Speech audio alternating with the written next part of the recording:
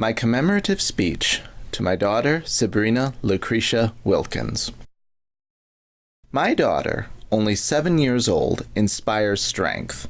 Sure, she incites blood-boiling rage at times. She's got lip, she's lazy, she doesn't do what she's told, she overanalyzes to escape obligations, she points out hypocrisy to the point of irritation.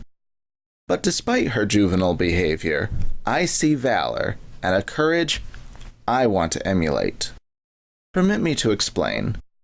I believe not only that there is an afterlife, because it'd be an awful waste of space otherwise, but also a before life.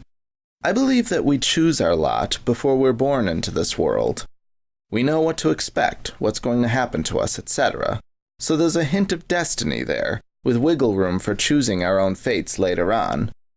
That said, this world, admittedly, is a cruel, dangerous place. What don't we have right now? Terrorism, pollution, apathy, televangelists, politicians with their obfuscating language.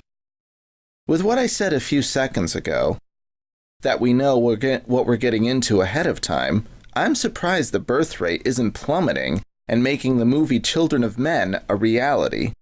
For those who don't know, the film paints a very depressing vision of a world where no baby has been born in over 18 years. I would ask you to imagine that, but that's for another time.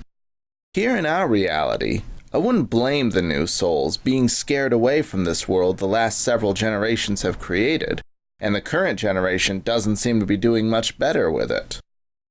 Okay, I don't mean to sound so pessimistic, but I make these points to illustrate the admiration I have for such a brave soul that is my daughter, Sybrina Lucretia Wilkins. She was born in the wee hours of April 3rd, 2007, and ever since that momentous occasion for my wife and I, she's been a source of inspiration, both as a blessing and a hindrance.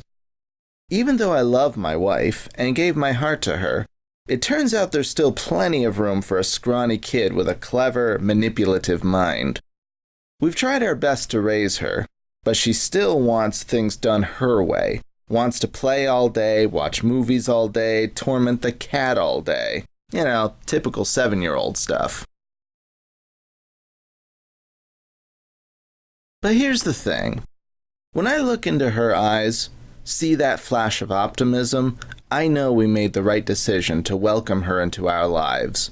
Last year, she was talking to one of her babysitters, a surrogate grandfather, if you will, who was battling cancer. Now, I'm paraphrasing here, but she said to him in her high-pitched, childish tone, "Charlie, when you die, I'll be okay. I've got friends I can be with." Kinda disturbing, sure, but there's also comfort in her naive statement. Whether she knows it or not, she has the bravery to get by, to move on after her closest friends already have. She thinks the weight of loss won't get her down, and any given day she soldiers through. I won't lie, though, she cries from time to time, but who wouldn't? So I draw from her strength every time I see her persevere through her day. She's learned to cope with grief, both from emotion as well as from outside sources. It's probably the innocence of childhood, but what I would give to have that optimism she carries in her heart.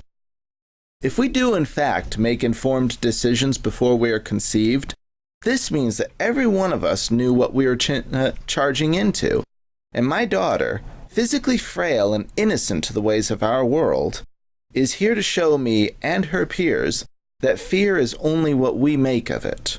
She teaches me that we can overcome adversity by simply existing. When my time comes, when it's time for me to say goodbye to my loved ones, I want to believe that the bravery I show and feel inside will be half as strong as what my little Sybrina shows every day. Thank you.